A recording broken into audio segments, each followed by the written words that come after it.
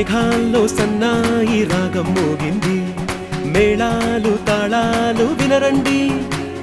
సిరికి శ్రీహరికి కళ్యాణం కానుంది, శ్రీరస్తు శుభమస్తు అనరండి.